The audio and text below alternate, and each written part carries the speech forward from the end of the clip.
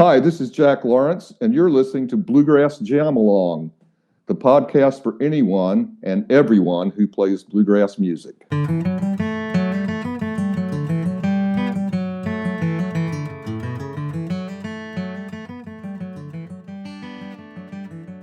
Hey everybody, welcome back to Bluegrass Jam Along. This episode is part of the Doc Watson 100th birthday celebration that I put out a couple of months ago.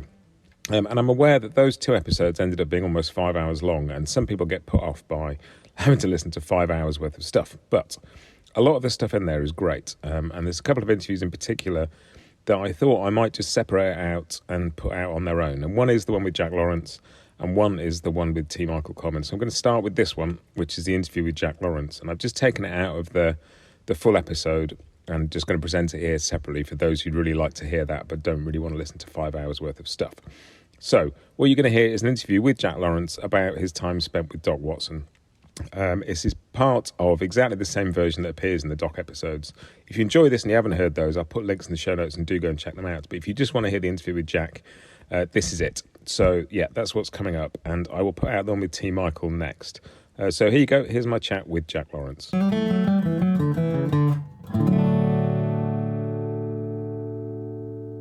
Back in the late 70s, mid 70s, I met Merle Watson through my friend Joe Smothers, who I was we had a rock and roll band, and we also did a folk music duo. And Joe and I did some opening acts for Doc and Merle and I became friends. In the fall of 1983, I got a phone call from Merle on a Friday afternoon, and he asked me, what are you doing tomorrow? And I said, well, I'm going to mow my grass tomorrow. It's Saturday, and I don't have anything else going on. And he said, well, why don't you go to Lake Charles, Illinois, and play a show with Dad? He just didn't really want to go, I don't think, for whatever reason. And so I did. And Merle kept calling me to fill in for him. And it's funny. The first show, I figured, okay, we'll do a little bit of rehearsal. But that never happened. I mean, I played with Doc for 27 years, and I can count on two fingers how many times we rehearsed. But anyway, it must have worked because, I ended up being there for 27 years. And the first year I played with Doc, I played about 50% of the shows through 1984. In 1985, I played probably 95% or even better because Merle was in the process of building Doc's house. And so he was clearing the property, and he was, working with the contractors and that sort of thing. So he didn't go out very much in 85. And of course, in October of 85, he was killed in the accident. And so something evidently worked because I stuck around for a long time. And the first 4 years or so of that, I was, T. Michael Coleman was part of the band. So, Michael and I became close during those 4 years, and have kept in touch and done a project here and there. Yeah, and you'll get to play together again at the Doc 100 shows. Right. And it's going to be great fun. We've only done one show, so we're still, kind of figuring out how to approach it, and that's been a work in progress for the last couple of months. So we're getting started up again at the Birchmere in Alexandria, where Doc and Michael as well we all played for years, 2 or 3 times a year for, 25 years or something. So that's going to be fun. I haven't played at the Birchmere in a couple of years. Michael and I did another Doc tribute show that was supposed to include Wayne Henderson, who canceled at the last minute, but we got our friend Dudley Connell from the Seldom Scene to come in and cover for Wayne. So, that was, and that was a hoot playing with Dudley. We had a good time with that. But I'm looking forward to taking this show back to the Birchmere. Yeah, it'd be really cool. And so presumably when you started playing with Doc, you were really familiar with a lot of his music prior to that. Yeah. In fact, that first show, there was no rehearsal. So he asked me just, 10 minutes before we were going on stage, well, do you know this song? Yeah, I know that one. How about this one? Yeah. And he named 3 songs maybe. And he said, well, okay, we'll do those 3 first and then go from there. And the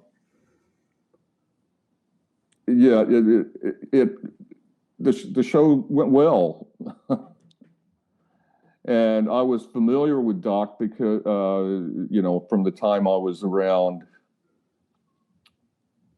13 or 14, maybe in the mid 60s. I had some of his records. I had grown up listening and watching Flatt and Scruggs on TV. And my dad was a sound tech at a music hall, so I got to see Flatt and Scruggs live and Bill Monroe live and Porter Wagner, Dolly Parton, and Jerry Lee Lewis. I mean, everybody came through this music hall where I lived. And so, and my dad made sure to introduce me to all these people as they came through. And when I was, 13, maybe 14, I discovered Doc, and I'd been trying to play like Earl Scruggs up to that point, fingerstyle. And, I actually got Doc's first solo record and was knocked over by it, and started working on the flat pick stuff. And, then I discovered Clarence White, and I did, through Doc. And then, Glenn Campbell was another huge influence for me. Not to mention, a couple other guitar players in the area here. I mean, Tony, I met Tony Rice when we met each other when he was 17 and I was about to turn 15. They moved back to North Carolina. I guess that would have been 1968 or so. And Tony was not as much an influence for me as he just was. He was just another one of the handful of flat pickers in this area. There were a couple of others, and we all competed against each other at fiddlers conventions and guitar contests and stuff from 68 until, well, really, Tony left in 1970 to do the Bluegrass Alliance thing, and then I left home about a year later and joined the Bluegrass Alliance after he left. So, but it was Doc that got me started on the flat pick thing. And, the On Stage record, when that came out, that was like my Bible for a couple of years. I listened to that over and over and over. So, like, back at that first gig, once those 3 songs are gone, and you've kind of, you've gone through the 3 that you've arranged to play, it's just a case of Doc shouts out a song and then you're off. Oh yeah, yeah, and it never mattered whether I knew the song or not. And that continued until, until the very end. Doc would just turn around to me and say, this is in G. And, I would say, yeah, I know G. And then he would start. and that, like I said, that continued until almost through the very last gig. Yeah. So, and it took a couple of months for me to kind of settle into it. I was, I was concentrating more on playing as differently than Doc, more than I was actually playing the song. And it took me, and Doc never said anything one way or the other. He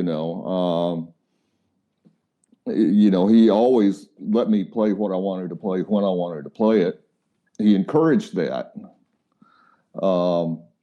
But, I listened to a couple of early shows and realized I was a little outside the pocket. So I reined myself in. And as the years went on, and it didn't take years, but within a few months, we learned how to play with each other. It's not always easy when you got two guitars and both play lead, and Doc would never hear him doing it any other way. So it's amazing how little time it took for us to lock in together. I mean, especially with Coleman there, who was rock solid. I reined myself in a little bit, and as the years progressed, Doc started getting more adventurous because I kind of played by the seat of my pants. I'm from the Put Your Fingers Anywhere school of music, and luckily it works most of the time. But I noticed Doc getting a little more adventurous in his solos, and after we'd been doing it a number of years, we did a show with Bluegrass Revival, and Bela Fleck came to me and gave me what I thought was a real compliment. I mean, he said, Doc plays better with you than anybody he's ever played with. I mean, that's a compliment. So I think, I took that as a real compliment. And, like I said, we rubbed off on each other. In fact, as the years went on, our arrangements just happened organically, because Doc would call something we'd never played together, when we're on stage in front of, thousands of people sometimes. And so, after playing the song a few times, if it got into the rotation, after playing it a few times, I'd figure out like a little lick that I did in certain places, a little signature lick that I thought, fit the song. And on occasion, we'd be playing the song and I'd realize, Doc's playing my part. And so I have to figure out something else to do, which was, again, I take that as a real compliment. Doc was always very gracious with anybody who played with him, to let them have their moment in the sun. We'd have people come up and sit in with us over the course of the years, Sam Bush, David Greer, just Jerry Douglas, Mike Aldridge. I mean, everybody wanted to play with Doc for one thing. And we loved that. And so we'd have people sit in all the time. And after I'd been there just a couple of months, he asked me to start singing a few songs on the shows as well. So, I remember going into the recording studio, and we had to tell Doc, hey, you're giving all the, you need to take your solos. You're giving them all away. I mean, this is a Doc Watson record. You're giving all the solos away. You need to, play your solos. So but he just loved, especially the younger, people of my generation, which now we're the elders, kind of, but back when I started with him, which is approaching 40 years ago, he always hung out with younger musicians, for the most part. And I think that's what kept him vital, well into his 70s and to his 80s. And that sort of point you were talking about, giving away his solos and being sort of very generous as a musician. And just, I was watching the other day one of the Homespun doc videos, which is the one that was filmed at Merlefest. And another artist, you would buy their video and it's them showing you their stuff, but there's bits just going, right, let's go and look at what Jack's doing. Let's go and deconstruct that break that Jack just played. And it's it's just a sort of generosity of, we're all making this music together, and so it's all interesting, which just is right. Not always the case. Yeah, I didn't know I was even going to be part of that thing until late the night before, and it was at like 8:30 or 9 o'clock in the morning at a festival where of course I up late the night before, and so I looked pretty ragged, but we played well. Yeah, and it's a great video, and it's things like that.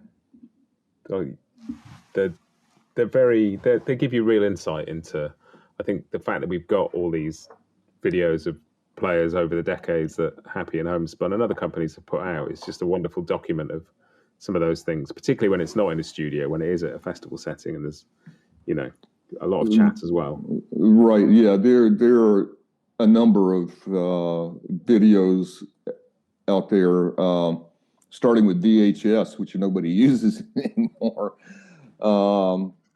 that I was a part of, with Doc.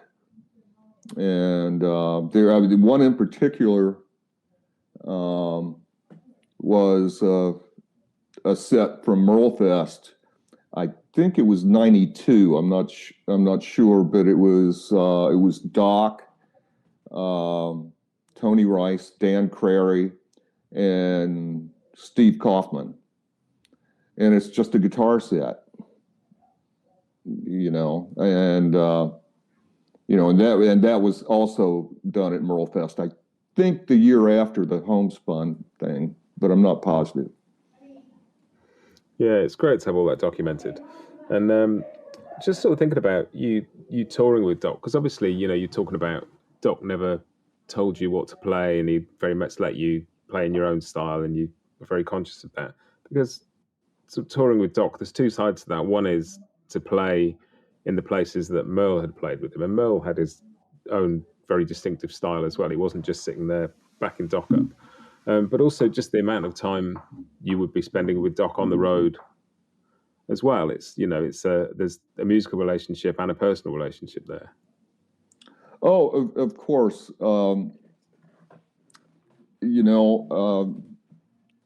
I spent more time on the road with Doc than I did with my growing family for years, and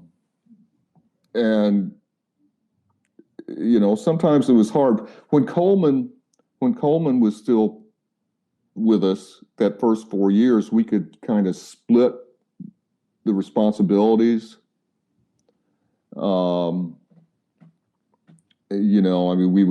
We would fly and rent cars, and to get to the gigs, and so one of us would get Doc through security at the airport, and while the other, or pick up the bags while the other guy goes to get the rental car, and that sort of thing. And after Coleman left the band in, I believe it was October of '87, it was just Doc and me on the road. So that it was hard work. You know, I mean, the 2 hours that we spent playing the show was the best part of the day. you know, and also after Coleman left, I mean, I had to do all the driving because Doc drives too fast, and or that's always our joke. And and as time progressed, Doc brought me in as a full partner. And even before that happened, I was also booking the flights, booking the rental cars and the hotels, and doing all the road manager stuff too. So eventually Doc brought me in as a full partner, and compensated me for a lot of that extra work. And it's any kind of touring situation where it's just a couple of you, it's a lot of time to spend with another person, and particularly over a span of quarter of a century. It's and the touring in those situations, 20 years older than you were when you started doing it, that kind of work affects you in different ways at different stages in your life, and it's a remarkable relationship. Yeah, there were very few times we had a crossword over that span. But there, just like a marriage, there are going to be times when you butt heads and, say stuff that you might not really mean, or some stuff that you really do mean. So, it was a lot, but that happened very, very seldom. We were pretty tight. We were pretty tight friends, and and that's I think Merle's trust in me really really kind of, well, I don't know. Merle's trust in me rubbed off on Doc. I mean, Doc trusted me because he's, Merle did, and he trusted Merle. Yeah. And just prior to Merle's death, maybe 5 weeks or so, they were recording Doc's only bluegrass record, Riding the Midnight Train, the only bluegrass record he ever really did. And he called me one day and said, while we were recording it, and asked me to fly to Nashville and meet Doc and T. Michael and drive to a couple of gigs that were there after the recording session. And Merle called me that night. I just moved right into his hotel room after I got there. And about 1 o'clock in the morning or something like that, the phone rings, and it's Merle. And we talked for about an hour or so. And, he never really gave me any reasons, but, he told me during that conversation that he was going to step back from touring, and he was just kind of tired of the road, and wanted to do something else. I mean, he was his happiest when he was organizing a construction crew, or riding his tractor, or clearing land. I mean, that's what he loved, doing that. But anyway, he said, I'm not going to be doing this very much longer. And I just want to know, you and Dad get along well and you play well together. I'm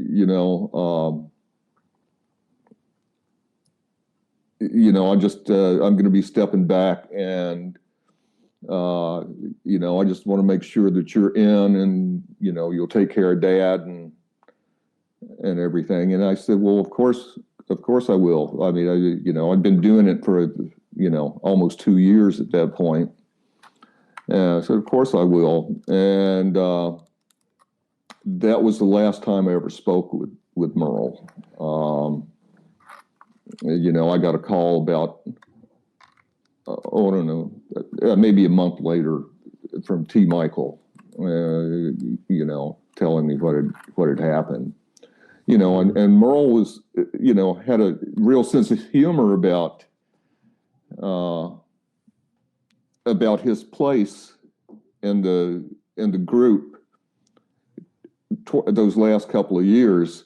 I'd been out there, especially the last year, 85, 84 through 85, really.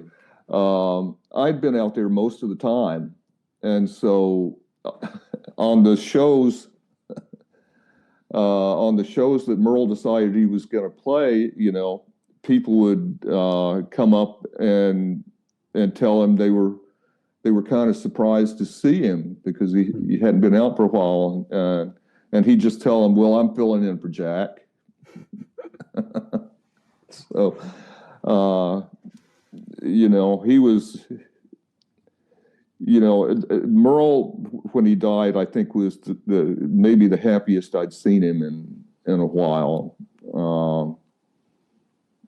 And I think maybe being off the road was good for him. Yeah, it doesn't suit everybody, and it's, as you say, there's a lot of responsibilities go with it. And yeah, well, he'd been at this point, he'd been on the road at the point of his death. He'd been on the road with his father for 20 years. Basically, and believe me, that's a long time. That's a long time to stay with one act, because up until I was with a dozen acts before I started playing with Doc, and that just the whole Doc thing just really clicked. I mean, I think the best either one of us ever played was when we played together. It's an interesting span of time to spend, like, in one musical situation.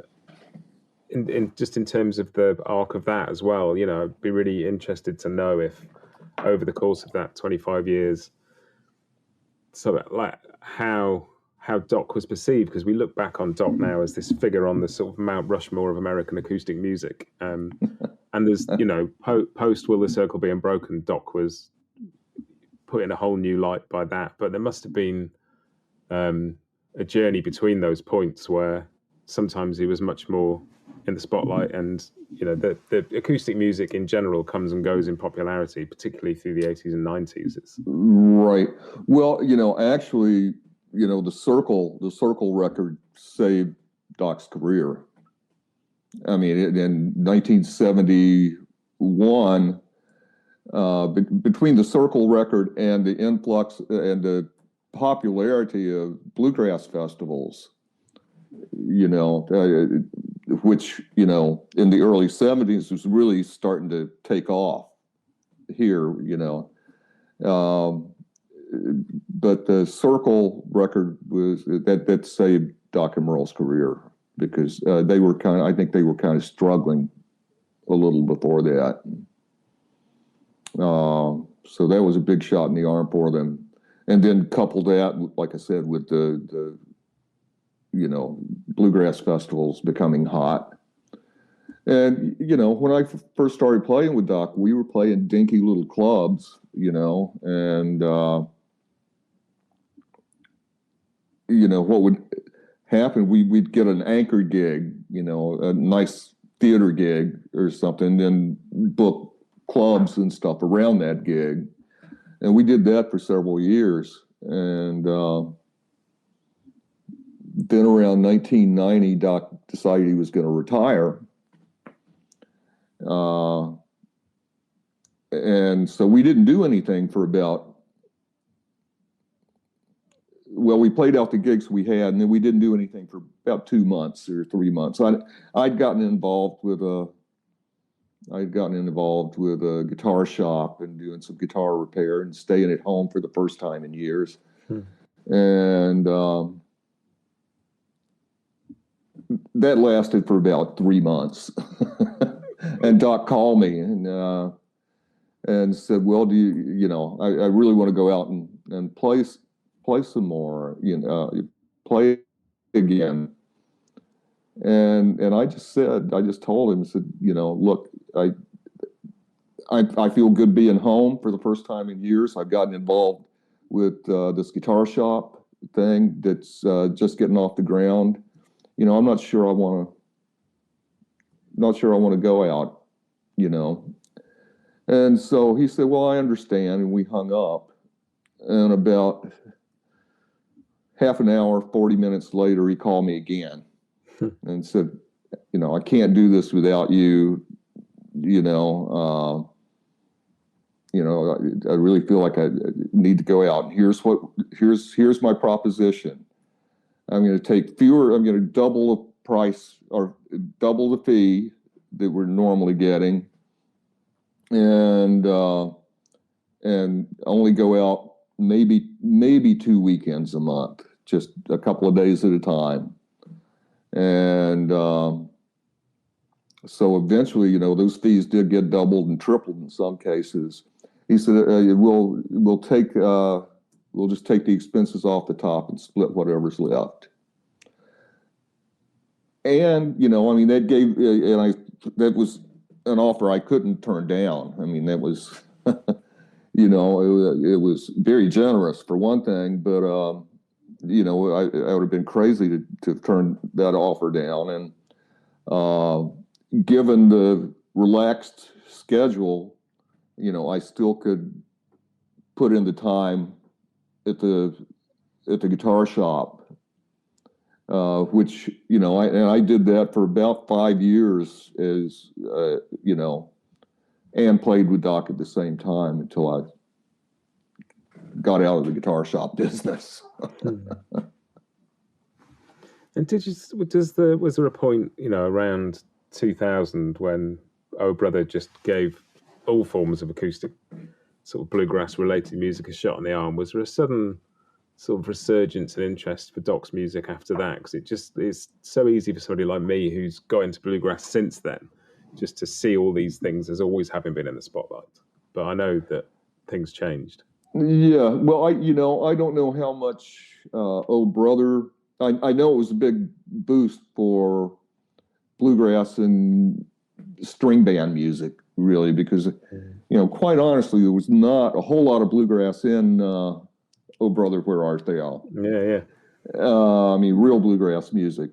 In fact, but it gave acoustic music in general a big shot in the arm, just like Bonnie and Clyde did in the 60s and Deliverance did in the 70s. All of those movies gave a little bit of boost to it, to the music.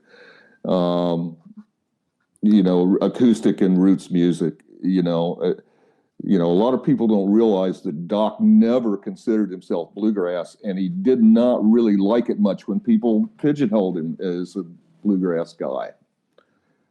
He told me, he said, I've never been in a bluegrass band. I've only done one bluegrass record. I'm not a bluegrass artist, but he didn't take into consideration the impact his guitar playing had for guitar players in bluegrass bands. And, plus, the lines have been blurred about what is and isn't bluegrass for years. Yeah. But Doc was always, adamant that, I can play bluegrass, and I play, there's some of the stuff that I do that's, flavored like that, and certainly has those influences, but I'm not a bluegrass artist. And he finally came up with a term that just about everybody could understand. And basically he just would tell people, say, well, I play traditional plus. And they'd ask, well, what's that? He said, well, it's traditional music plus whatever the hell I want to play. Yeah, and it's very true that Doc gets a lot. You have conversations about bluegrass guitarists, and Doc comes up as one of the the biggest influences on people. But bluegrass is a specific format of a band with certain instruments and certain stylistic things, and so many things that get lumped in around that don't really fit that mold. Right. Yeah, and that's how Doc felt about it. So we don't have a mandolin and a banjo and a fiddle. We can't play bluegrass. I mean, he had his idea of what bluegrass is, and he wasn't it. Yeah, totally. And I think it's and there's something good about that. I think that whole idea of traditional plus and not fitting into predefined versions of what music has to be. Just play music that you like in the way that you like it, and that's Doc Watson. Doc Watson was sort of a genre to himself in many ways. Yeah, I mean, people at first, Doc was a big fan of the Moody Blues. We did Nights in White Satin, and just recently I read a review. Doc and I never recorded it together. We played it all the time. He would go on and on about the Moody Blues and how he loved that song. And he had worn out an 8-track tape of that song, of that album. And so finally it came out on compact disc, and I bought it for him as a Christmas present or something. And the next time we went out on tour, he pulled out Nights in White Satin. And just recently, I don't know if it was on it was a review in Bluegrass Unlimited, I think, that mentioned, maybe it's on a compilation or a video or something, Doc's version of that. Well, it wasn't a video. I think it was the record he did with the Frosty Morn guys at Merle Fest. They recorded it then. And somebody, and recently there was a review of that song, and they wondered who talked Doc into playing that. They didn't like it at all. And I came very close to writing a letter to the editor and saying, nobody twisted his arm to play that song. He loved that song. Yeah, I mean, you didn't tell Doc what to do very often. I mean, especially musically. You never told him what to do. And he afforded me the same thing. He never told me what to play or when to play. So, just go with it. Oh, that's really cool. There's just the idea that anybody would twist Doc's art. Anybody who is that certain about their own musical style and that comfortable with who they are and that sure of their own musical intent, the idea that you could convince them to do anything they didn't want to do seems almost laughable. Yeah. Yeah, I've never, I mean, I had a little bit of a problem when I was young with band leaders that wanted me to play like a certain, well, for one, Lonnie Pierce with the Bluegrass Alliance, they'd already had Dan Crary and they'd had Tony, and I was the next up, and Lonnie wanted to go back to the pre-Tony sound. He wanted me to play like Dan Crary, and I just said, I can't. I can't. Nobody can play just like somebody else. I can't do that. He said, "Why don't you learn Dan solos?" And I said, "Lonnie, if you had told me that before you hired me, when you offered me the job, I would have turned it down. I would have turned it down." And so, we kind of butted heads over that. And I was only 18 years old at the time. And even then, I was I influenced by Dan? Of course I was. His bluegrass guitar record was terrific. I would say that I was more influenced by Dan than Tony. Oh, for sure, much more. But I didn't want to be Dan. And so I went through a succession of bands, before I got the thing with Doc, and it was just so refreshing at that point that, hey, here's a guy that's going to let me be me and decide, let me decide what I want to play when I want to play it.